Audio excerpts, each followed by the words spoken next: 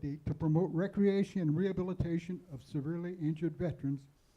And now, therefore, I, Darrell Croft, Mayor of the Town of Chino Valley, do hereby proclaim June 8th, 2019 as Marine Corps League Day in Chino Valley, Arizona, and urge all of our citizens to recognize this observance. Thank you very much. And now it's your turn. His turn. Okay. Thank you, Mayor. Just to give you a little bit of background, Bob and I represent the Copper State Detachment. There are about 24 detachments in the state of Arizona, and on June 8th, we are hosting the state convention for the state of Arizona. So we will have members from those 24 detachments coming here for a very tough business meeting. It's at the resort next to Bucky Casino, so you'll see how tough it is. But we should have at least 200 people from around the state here and get to enjoy the Quad City area. And Mayor, we thank you very much for the proclamation. Keep this copy. All right, great. Thank you very much for this evening. Thank you. We'll see you, gentlemen. See you on Saturday.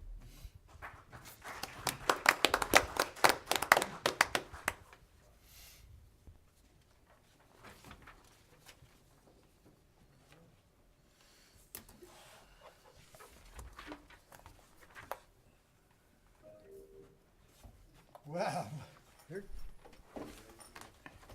Come on up. Item B, presentation by Pete Gordon, Fire Staff Officer, Fire Chief, Prescott National Forest, and Rick Chase, Fire Marshal, PIO, Central Arizona Fire and Medical Authority regarding living in the wildlife-urban interface. You got it. Welcome, gentlemen. Thank you, Mayor and Council, for having us. I know Mr. Gordon and I have done a few of these in the past, so we both kind of tag team off of a slideshow. And the overall goal here, obviously, is to talk about safety for the entire community. And we've got some pictures we'll show you and some good things we can review with you. So let's see here. Yeah, who's running this slide? Need to be set up in projector mode first, though. Right here. Oh yeah, we need to be in projector mode. Thanks, Matt. I'm not an IT Down guy. In the lower right, there's the projector mode. We're not in. Oh, right here. Click right there. Slideshow. Thank you. Just advance right and left, okay. There we go. Hey, much better. Thank you all. So, Pete, you want to go ahead and? First of all, thank you for the opportunity, Mayor and Town Council members. A little bit of history here. We met about a month ago with the Mayor and Town Manager, I guess about a month ago, talking about some other business, and we got to talking about the fire season and what that might mean for Chino Valley. And they asked if we could maybe get together, Rick and I, and talk. And I'd say the basic theme of what we'd like to address is the fact that even though we may not picture the forested areas such as Prescott and edges of Prescott Valley, there is still certainly a concern with wildland fire in and around Chino Valley, and we'll speak to that and maybe even talk a few case examples. Sure. So you want me to, I'll talk a little bit about this slide Okay. right here. Just basically, if folks are not familiar with the term wildland-urban interface, it is, as it sounds, it is where wildland or the fuels available to allow a fire to move. All right. No, because it's for the TV. You want to hear us? Is that what you're saying? Yeah. For the TV Okay. audience. All right. Where human values or infrastructure come directly and interface or interact with the wildland where fires can move. And that could be anywhere from grass to brush to the pine trees or the pine litter. And so that is when we talk about the interface, that's what that is. And not only does it exist all over Arizona, but all over the western United States. Absolutely. Picture in the bottom is the Goodwin fire from 2017. All right, this is not advancing. I gave you a dead one. You want to? Can you do it from there? There we go. And we can just click through the first 3 or 4 there. This is just examples. I know we might think of Prescott and when we think about interface or interface issues with wildland, and that's what, go ahead with the next 3 or 4 slides, Rick. So, yeah, so those are clicking. As Pete was saying, we think of Prescott with the pines and a lot of the thicker chaparral and brush around there. Here in Chino Valley, as you know, you've got a lot of the grasslands, a lot of the cheatgrass that tends to dry out much quicker than our heavy fuels. So as we get through these nice rains we've been having, you know, and it starts to get dry, those grasses are gonna be the first thing to dry out. So that's gonna be more of our hazardous area, which is, we know again that Chino Valley's got a lot, Prescott Valley has a lot of them, and then a lot of areas of Chino, you know, they do have the brush and the chaparral, the manzanita, the scrub oaks and whatnot, so we can get into that moderate classification of vegetation around here as well. And then you can go ahead and keep clicking. More pictures. So here's an area that's a lot like Chino Valley. You know, same thing, it's got some of the brush, a lot of the dry grasses, as we've seen, and you probably all remember the Viewpoint fire that happened out in Prescott Valley, and that quickly moved to, it was over 5,000 acres. Wind-driven fire, as we know, we get in our windy season almost 365 days a year. But, you know, we have so many winds, so much winds around here that it just moves these flames in these dry grasses very rapidly. You know, one of the hazards with fires is the embers and the sparks that come off of them. Dry grasses aren't gonna put a big ember or a spark, so it's not going to travel very far as it would if the brush and the trees were burning. So that's one good thing, that even if it's a wind-driven fire, is we don't have to worry about the embers quite as much until they start getting into some of this thicker chaparral. A couple of things on this slide that I wanted to bring about, as you can see in the background, wildfire doesn't just affect our immediate infrastructure or homes, you just leave it. But as you saw, there was a school bus there, so we're talking about getting kids to and from school can happen. We can run into a highway corridor being blocked. It affects commerce, it affects tourism if we have to shut down highways. And the other point, when you saw the grass photo, I think is worth talking about, is, you know, on a year like this, I think many of us in the profession are very relieved to see the amount of moisture that we've had, especially in May. This is kind of unheard of, but it doesn't mean there won't be a fire season. There very well will be. You can count on it. Whether it'll be shorter or not is probably the bet. But especially in the grass type, we could certainly see a fire season. And to bring that point home, if folks may recall, Martin Luther King holiday just this year, among a very robust winter, we had a 300-acre fire at the intersection of 89 and 89A between there and Granite Creek Parkway. So it only takes a day or two of warm, dry, and windy weather that those grasses will be available, and they move fast. Yep. That's the Indian fire, that last photo on the left from 2002. Go ahead. And this one, we won't spend a whole lot of time, the next series of slides, but if that causes you a little discomfort, it's meant to. This is Paradise, California, or the Camp Fire from November of last year, and we know how destructive that was, with unfortunately 85 civilian losses, not to mention the devastation of an entire town and entire economy. So let's just go ahead and rifle through there. Some of these slides are meant to make a point in other communities as well. Go ahead. These are all Paradise, California from last fall.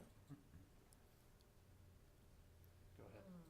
You know, and something else we'll talk about while we're going through the slides is, you know, you get a lot of phone calls from people that are complaining about their neighbor's property because it's either got a lot of vegetation overgrown or fire hazard material.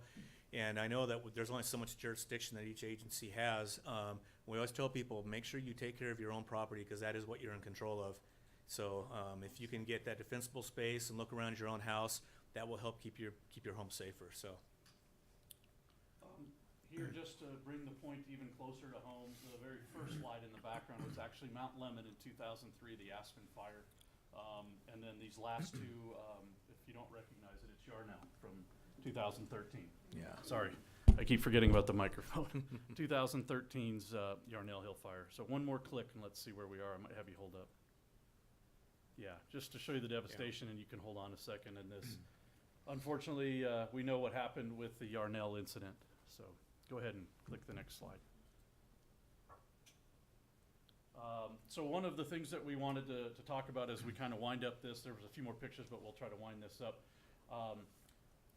In the last decade or so, well, I think I say this for both agencies, the fire department as well as from a federal side, we've tried to encourage the message that this is really a partnership. There's a joint responsibility. It's not only the fire department's responsibility to educate, prevent, and respond, but so too with the Forest Service, for us to do the analysis and take care of our natural resources, hazardous fuels mitigation, and then also respond.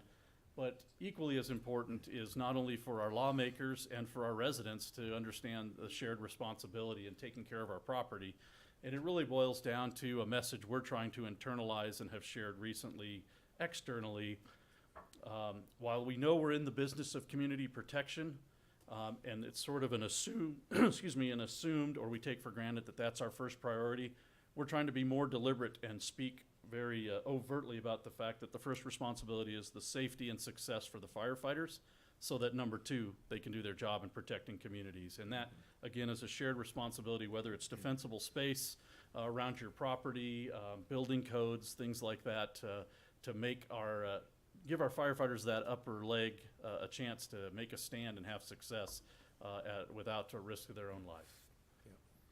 You know, and another thing too is, you know, Supervisor Brown's here is we all work so well together here in this area. And if you're from here, you probably understand that all the agencies from emergency management to our local law enforcement, Forest Service, DFFM, your fire departments, we all go into fire restrictions at the same time. We lift them at the same time. We all work together. Every year we have an annual basin drill. So we have a lot of new people coming in the fire service. We have people that are retiring.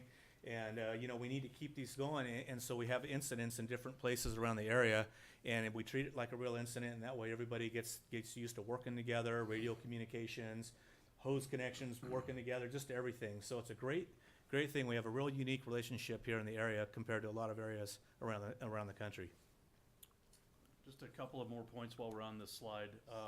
That's okay. If you saw the picture in the bottom right corner of that last slide, you know, one of the things that we want folks to understand, it's not just as simple as our homes. It is our watersheds that feed the water system. It's the power lines that APS provides us, you know, for air conditioning in the summer. And in that example, those were another place in Arizona, but for a local example, most of our mountaintops, we have repeaters that are the 911 system. And if we lose those mountaintops, we lose the 911 system. And it may not be a fire response, it could be a medical response somewhere across town, and if the infrastructure's gone, we have an issue.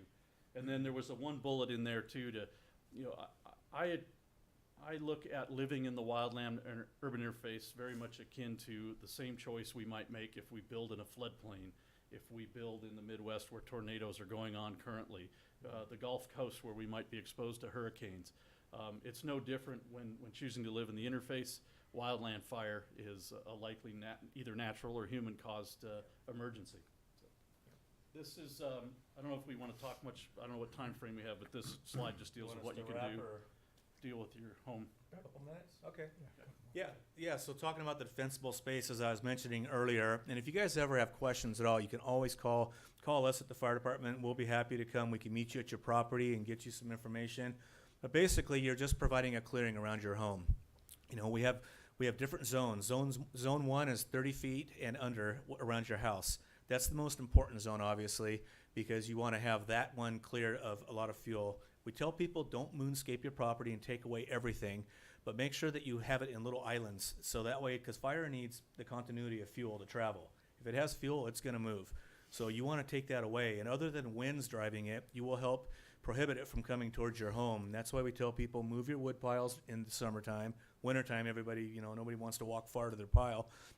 So move that away from your home. You know, dry leaves, pine needles, deadened down timber, brush, anything that's deadened down is just a little piece of firewood sitting there.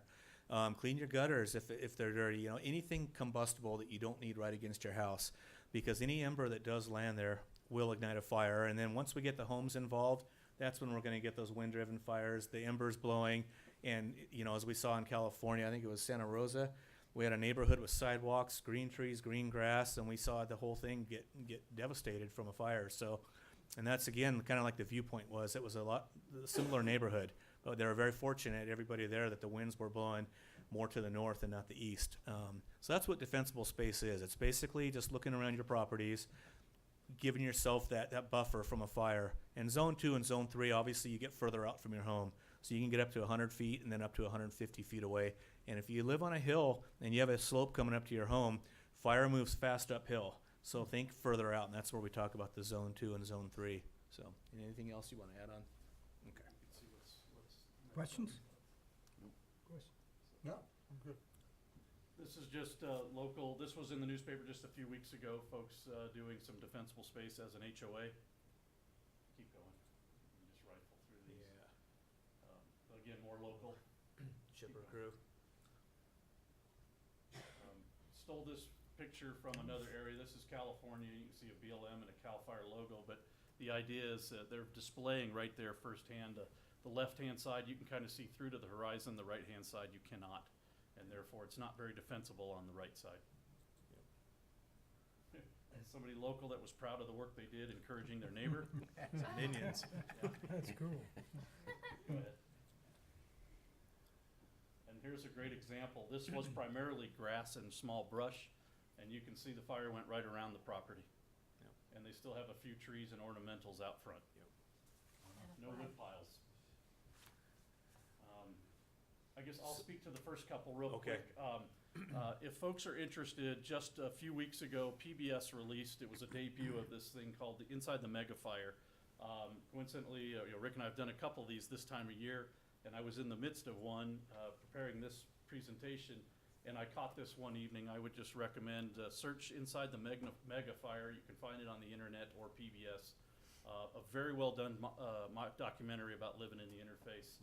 And then, of course, the next one's our local POWIC organization, which is now YavaPaiFirewise.org. And we're up to 43 Firewise communities within Yavapai County, which is the third most density in the country. So it's something to be very proud of. We got a couple more in the works also, so we're hoping that number increases quickly. The last two, the wildfire.az.gov. A lot of people wonder what's going on around the state and where the fires are burning. That's a website that will show you where all the fires are and what's burning. And then the very last one, firerestrictions.us. If you're going to go camping somewhere and you want to know if there's any restrictions in the forest, you can go right to there and it'll let you know where the restrictions are. So just a little helpful information. Other than that, I think that's it. Thank you, gentlemen. All right, thank you. Thank you. Pete and Rick, thanks a lot for coming and doing that. That's some great information. And, we're facing, hopefully the wind will stop blowing sometime. Yeah, hopefully no fire restrictions if it keeps this up, so. Thanks a lot, gentlemen. We Thank you. appreciate it. Thank you.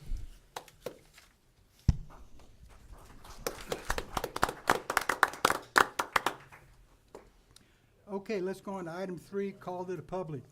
Call to the public is an opportunity for the public to address the council on any issue within the jurisdiction of the council that is not on the agenda.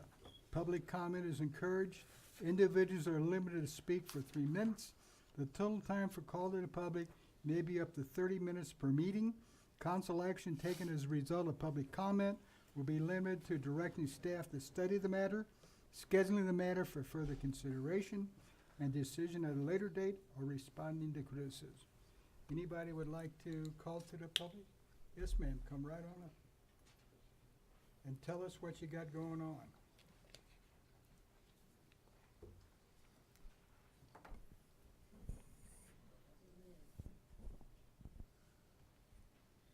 Hi, my name's Beth Vickery. I'm here to remind our community that every Wednesday this summer I will be hosting the Summer Funds Kids Club at the Chino Valley Library and Memory Park.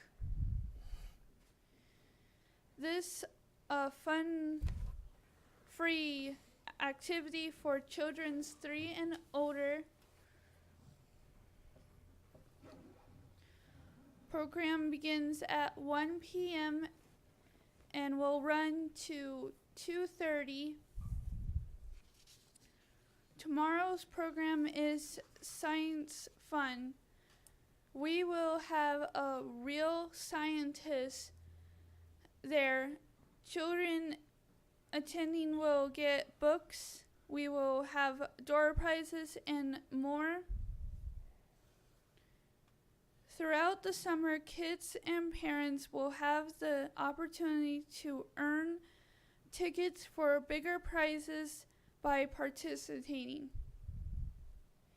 Oh, and Wednesday, June 5th, the King's Magician, a professional magician, will be our program.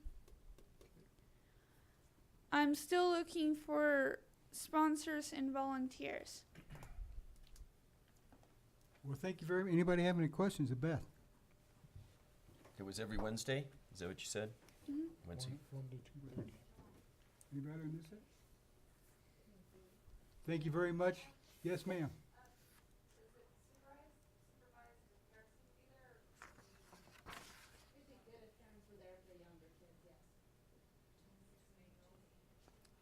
And it's running to the end of July as well. I didn't hear what she said. And you can call the library. I guess you can call the library to get any information you need. Okay.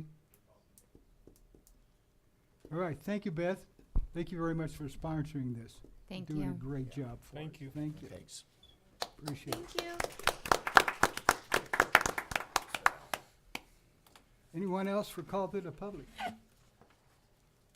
Okay, hearing none, we'll go on to response to the public. Response to the public is an opportunity for the mayor to inform the public about how town officials address matters raised during call to the public at a previous meeting. We have nothing to discuss, so we'll go on to current events and summaries and reports. The item is for information only. The mayor, any council member, or town manager may present a brief summary or report of current events. If listed below, there may also be a presentation on information requested by the mayor and council, and questions may be answered. No action will be taken. Anybody over on this side have? Me. How about this side? No? Okay. I have nothing either. Let's, What? oh, I'm sorry. You're okay. You have to kick me. It's all right. I just want to thank ADOT for those who have been up and down our highway. There's culverts going underneath them.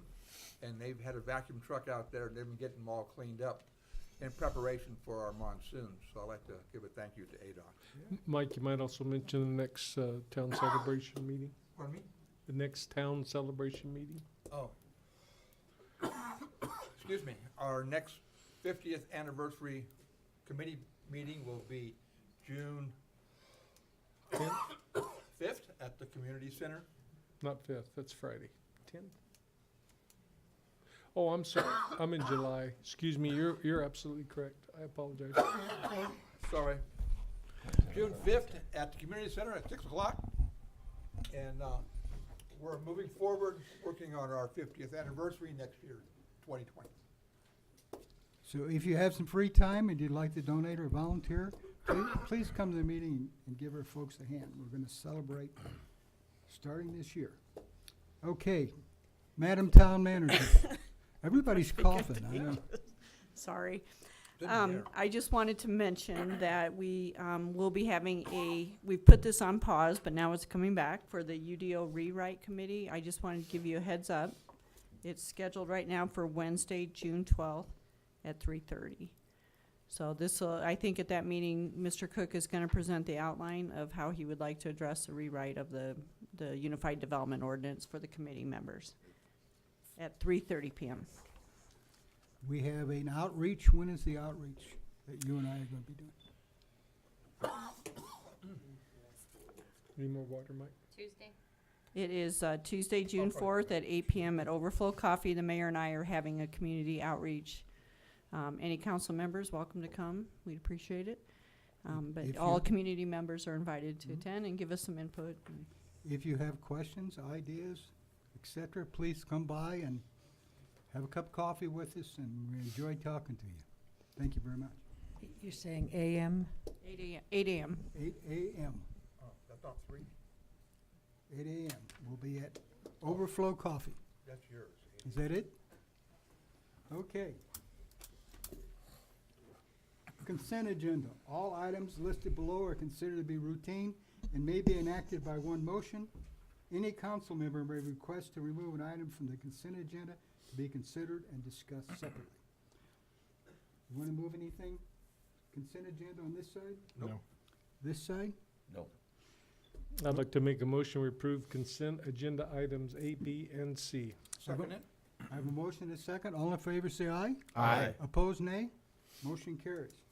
Let's go on to action items. The council may vote to recess the public meeting, hold an executive session on any item on this agenda pursuant to ARS 38-43103A3. I'm just warning Joe, it's only 4 slides. Okay. No, For the actually, purpose of One of discussion or 36. consultation. yeah, 4 of the We have a 36 police are officer here. perfect. Where'd she go?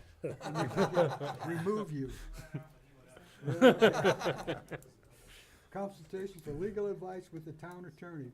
Executive sessions are not open to the public. No action may be taken in executive session. Let's go to item A, consideration and possible action to approve resolution number 2019-1140, approving a tentative budget for the fiscal year 2019 and 2020, and proposed expenditure limitation for the same year in the amount of $27,976,800, and setting a public hearing date of June 25th, 2019, on the tentative budget and adoption of the final budget. Mr. Duffy. Thank you, Mr. Mayor and Council. Tonight, we're going to review and decide if we want to adopt the tentative budget tentative budget for the fiscal year. He's going to do the slides for me, so go ahead, Warren. As you know, last week we met and had our study session discussing what was in the budget. We made a couple changes, which I've incorporated in the budget.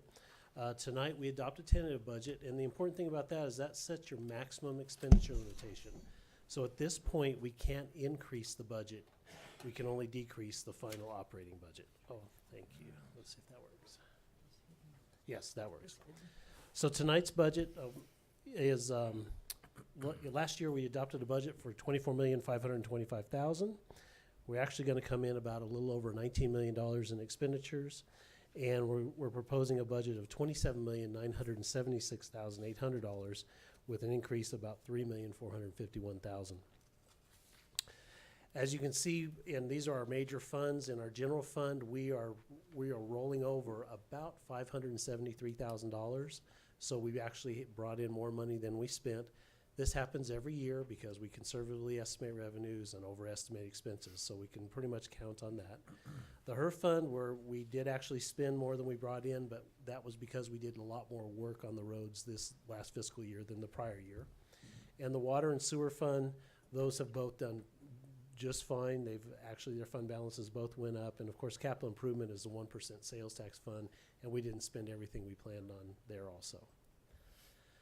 So just a real quick cap, some of the major things that we're doing. We're adding a half-time position to the police department, basically so he has a little bit of buffer, so he has the ability to recruit one extra officer if we have a qualified candidate. And we also added a half-time FDO, or increase a part-time ACO officer to full-time. And so our net increase in employees this budget year is 1. A couple of major projects, you know, computer to hardware and software. One of the things is we're going to put a new floor in the senior center this year.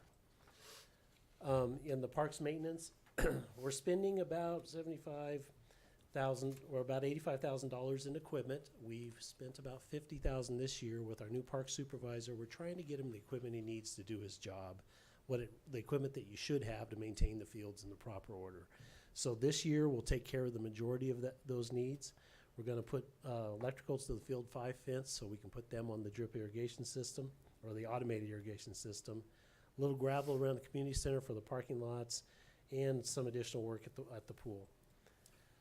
The big things, facilities maintenance. We're starting a major program, probably a 5 to 8 year program. We're going to look at every roof, every HVA system, and all the flooring that we have on all of our facilities, and just come up with a plan that we do 1 or 2 a year, you know, about $25,000 to $30,000 a year on each of those things, because a lot of our facilities are getting old, and we just need to have some steady maintenance on them. So we're finally in a position where we can actually start getting some of these repairs done.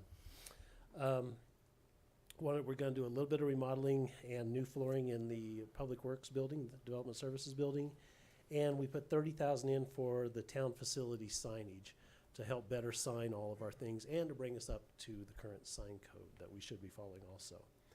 We rolled the Memory Park restrooms over, so they will be built next fiscal year, but we had budgeted it this year and hadn't spent the money. A service truck for the mechanics, and a little bit of engineering standard and consultant work for our water resources. In non-departmental, we're through another $10,000 at the 50-year celebration.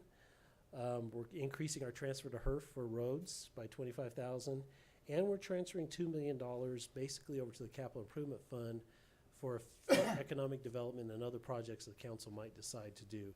It puts it in the fund where we do these major capital projects, and I think in July we'll meet and decide what those are and prioritize those. Whether we spend all that money or not is completely up to you, council, but it gives you the ability to spend it if you have any projects that are worthy of that. And see, here's the capital improvements. Here's that $10 million from the, or $2 million from the capital improvement fund. We have $80,000 for the One North Signal as matching. We have $250,000 for the Old Home Manor Master Plan, $100,000 to pave Jerome Junction, $200,000 in CDBG matching funds, and that's on the agenda item later on this evening. It's actually budgeted in next year, but to do the additional work over there. And then another $30,000 for a Welcome to Chino Valley sign on the north end of our community. In the water and sewer enterprise, we have two buildings, one in both, but it's really just one building. We split it between water and sewer. They're going to share it. The potential of another water fill station, and just so we can have some redundancy. If that station goes down, we can't provide water, so give us another one to provide water. The drying beds that we've designed over this last year, a belt press, collection system cleaning, and what that is a contract with someone to start doing about $75,000 worth of sewer cleaning each fiscal year until we get it done, and headworks of $200,000. Now the belt press and the headworks, we're going to use the repair and replacement fund that we put away every year per WIFA. And so I basically request that we have $900,000 in that fund right now. So and it's really so that when items become obsolete or need to be repaired in the plant, these are the funds we're supposed to use to do it. So we used it to replace our filters, if you remember, a few years ago. So that $260,000 actually will come out of those funds. And then we always put in $500,000 for a potential sewer line extension if need be. And with that, I'll just see if you have any questions. Questions? Did we do all 36 slides? Questions? No. That's what we did at the study session. I just added a couple slides in between. I just wanted to give Jack a heart attack. Our councilman member, I'm sorry. Okay.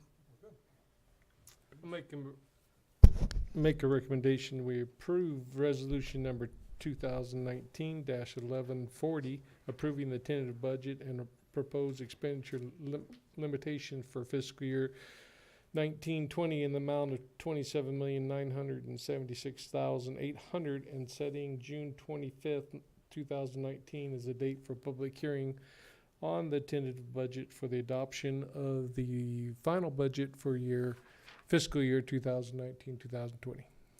Second. I have a motion and a second. All in favor, say aye. Aye. I'm sorry, who's second? Lonnie. No, Lon did.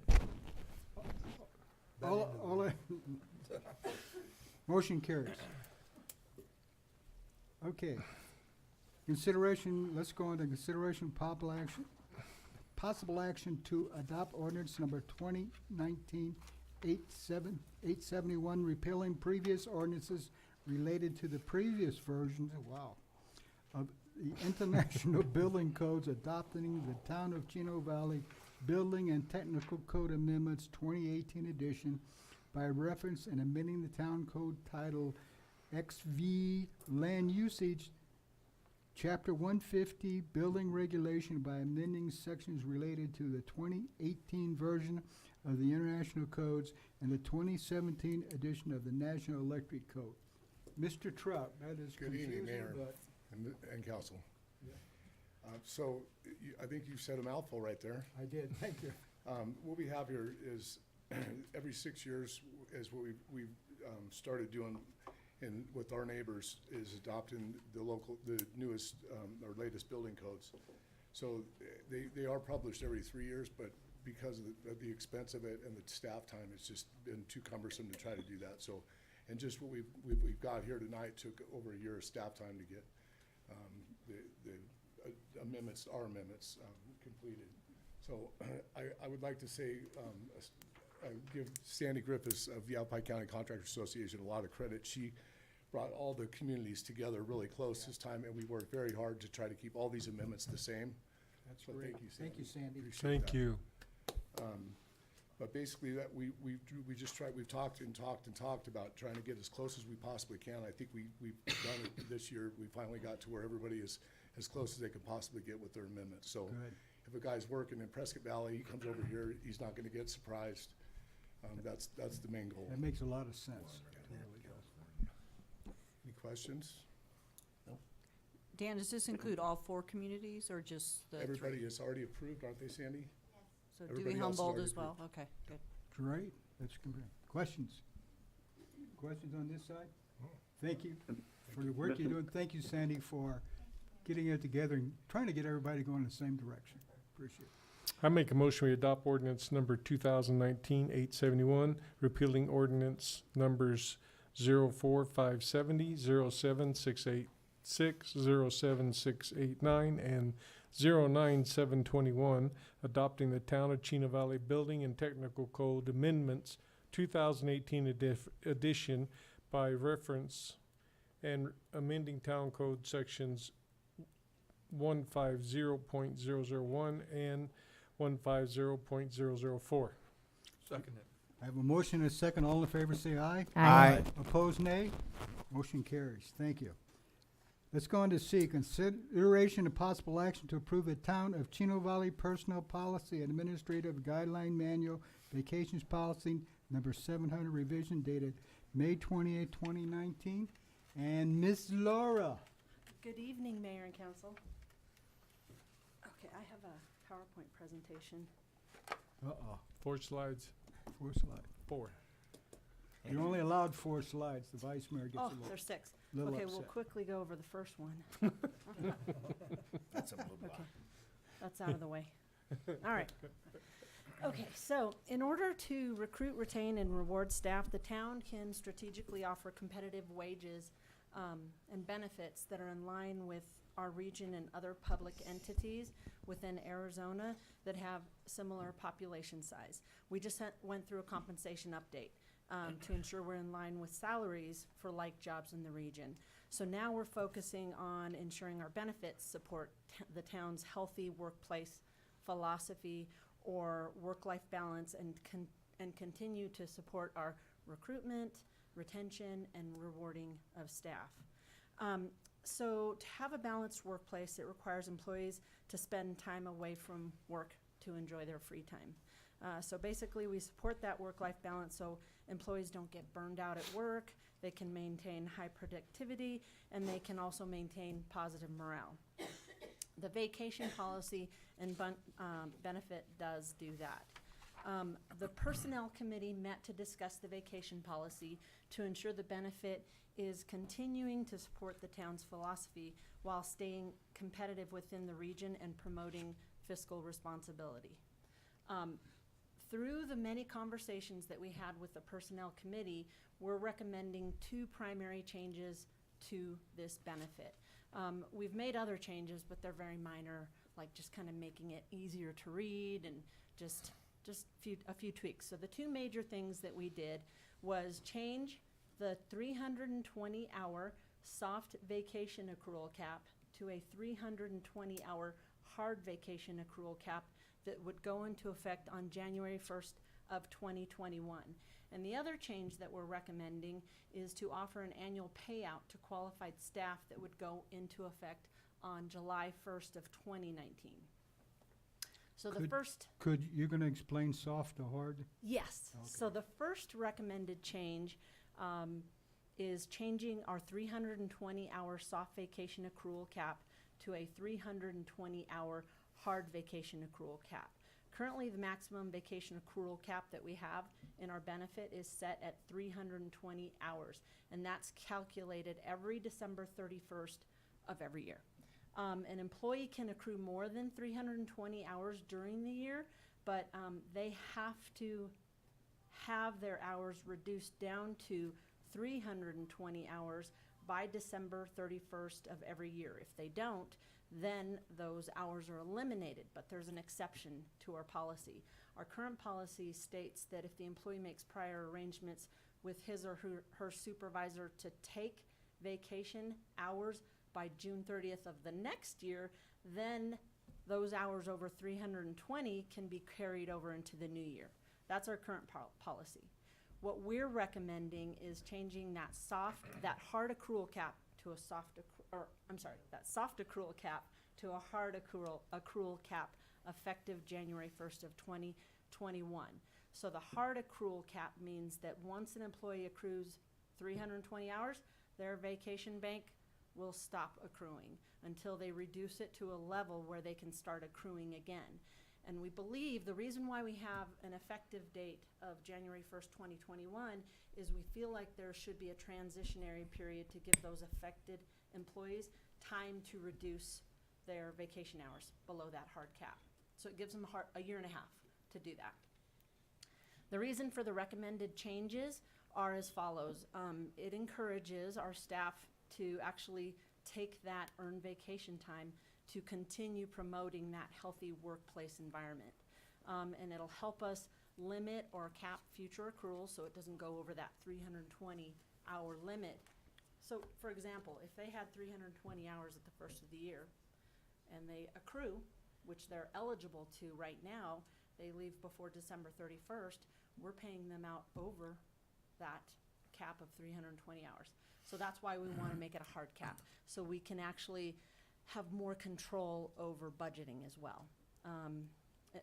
And that's the next one, assist in budgeting and managing this future budget line item. And it will also reduce liability and limit vacation payouts, just as I explained. And also, it'll promote that restful break. So the other change, the second change that we're recommending is offering an annual vacation payout to qualified staff. So many of our long-term employees, which we're so fortunate to have long-term employees, for various reasons are accruing vacation leave at a rate that's faster than they can take. We're recommending an annual vacation payout to qualified staff, and it's a specific qualified group that I'll explain once per fiscal year. So any qualified employee may request 40 hours of vacation time paid at their current hourly rate of pay in conjunction with 40 concurrent hours of vacation time taken. So qualified staff would be those who have been with the town for more than 5 years, have a minimum balance of 300 vacation hours, and have already taken 40 vacation hours in that current fiscal year. So the reasons why we're recommending this change is it could reduce our liability sooner, and we would likely pay out earned benefits at a lower pay rate and in smaller increments. It will reduce our liability and limit vacation payouts when an employee terminates, and it'll limit cap future accruals and promote, again, those restful breaks. So those two together, those combined changes would approximately affect 25% of our staff and could potentially reduce the town's financial burden by approximately $75,000. So those are the changes we're recommending based upon conversations with the Personnel Committee. Questions on this, sir? Everything that's in this whole vacation package, you say it is comparable to other towns? It is. Okay. This side? I'm okay. Motion, please. Make a motion to approve the revised vacation policy number 700 dated May 28, 2019 in the Town of Chino Valley Personnel Policy and Administrative Guidelines Manual. Second. Second. I have a yay and a 2 seconds, and all in favor say aye. Aye. All negative, nay. Motion carries. Let's go on to item D. Thank you. Thank you. Thank Laura, you, Laura. appreciate it.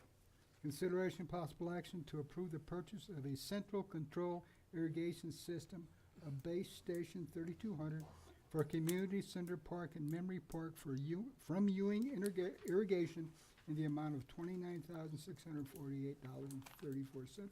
Mr. Bruner. Evening, Mayor and Council. We're going to revisit an item that we had in a study session about 2 months ago.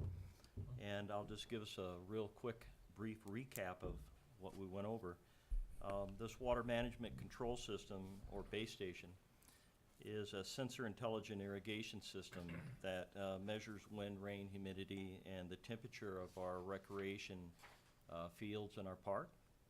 And so, for example, if it's raining at 3 o'clock in the morning on a Sunday and the irrigation timers are set to go off, This will sense it. It'll turn that irrigation system off, and it will turn it back on when it knows that it needs that water.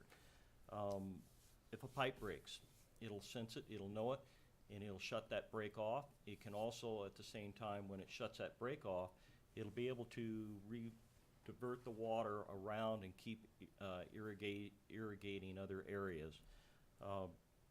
Currently, as we've always done, we take the irrigation times and we just guesstimate, and that's it. We really don't know how much water that is lost, or how much, if we're overwatering it. It's really just by visual effects. It's estimated that this system will save and will reduce our water use by 62%. And that, if we compare that with the financial costs, we spend about $150,000 a year on watering our fields and our parks and irrigation. We think that the savings would be around $50,000 to $60,000 a year. So this system, we strongly believe, will not only reduce our water usage by 62%, but also save us around $50,000 to $60,000. It'll pay for itself in its first year. It's operated by computers, cell phone, tablets, and it's also controlled by a weather station. So a weather station is put on each site, and that weather station monitors and controls the humidity and the temperature and all that good stuff. And so it knows and senses that. And so it can give water when it needs it and not give water, or give water when it needs it and reduce water when it doesn't need it. And this product has a 10-year warranty. Is there any other questions? I have a question. Where did you get the data to support the estimated savings, cost savings? I got it from our financial director, Okay. Mr. Joe Duffy. He did the numbers. Any other questions? Do any other local towns, municipalities have this going right now? Thank you for asking that. Prescott currently they use that, and we checked in with them, and they found that they had significant savings right away, dramatic. And I'm more than happy to come back to mayor and council toward the end of the year after we go through the season and give you a report and status on how we did. Any other questions? Yes, sir. I mean, that would be much appreciative. Second one, if we do have a broken pipe, it does send you out a signal, a monitor saying, come and find me? That is correct. Okay. Lets us know, and it shuts the water off. Well, that's good, but if we need to find it and get it repaired. And it does, it shows us in detail where that break is. Okay. Shuts it off, lets us know immediately.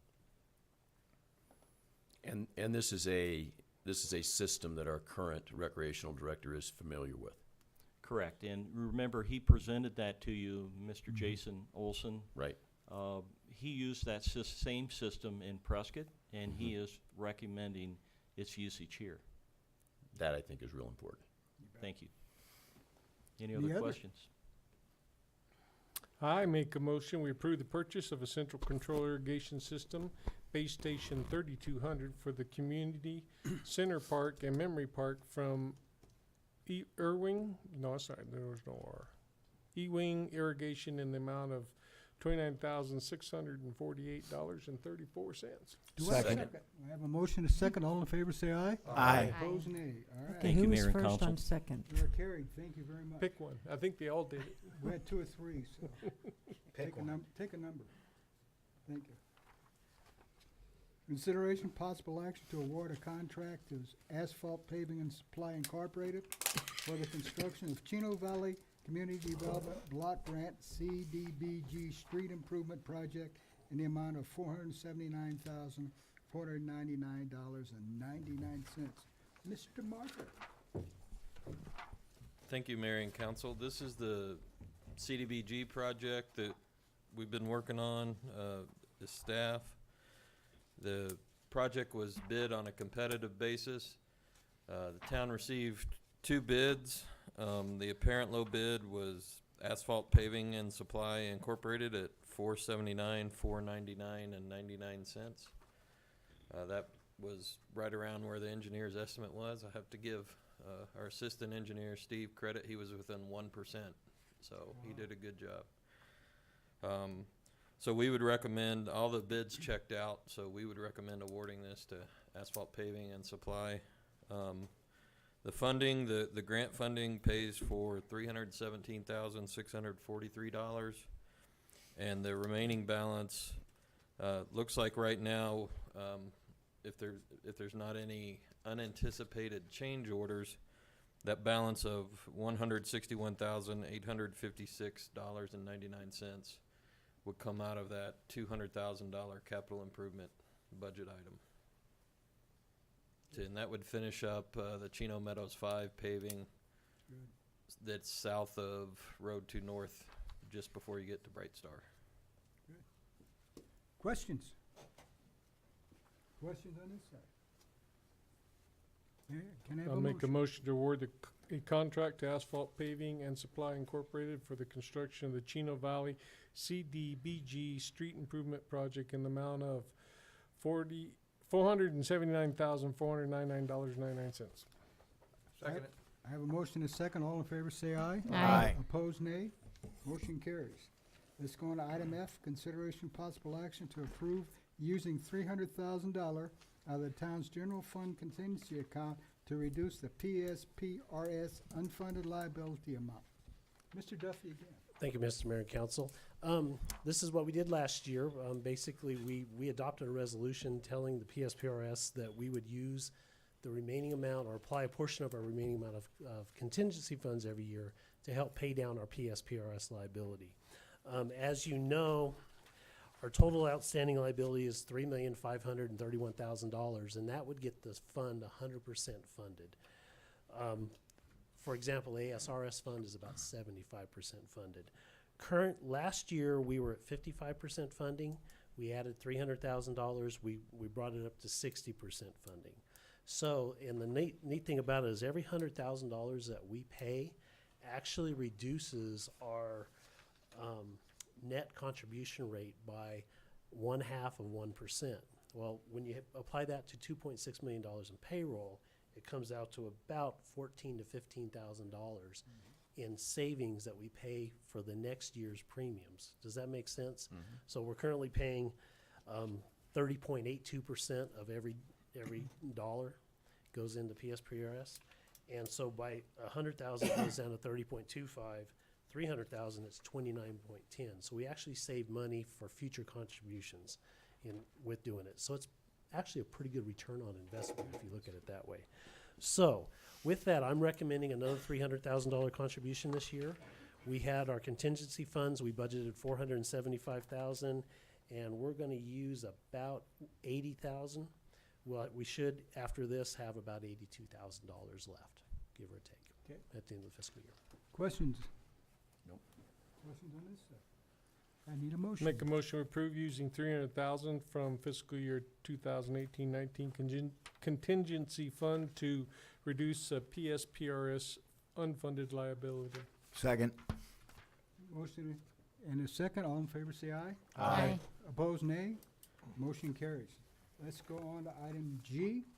Consideration possible action to adopt the form of Uniform Video Service Application affidavit and Uniform Video Service License as required by ARS Section 9-1411 as the standard forms for the town for Uniform Video Services Application affidavit and Uniform Video Service License.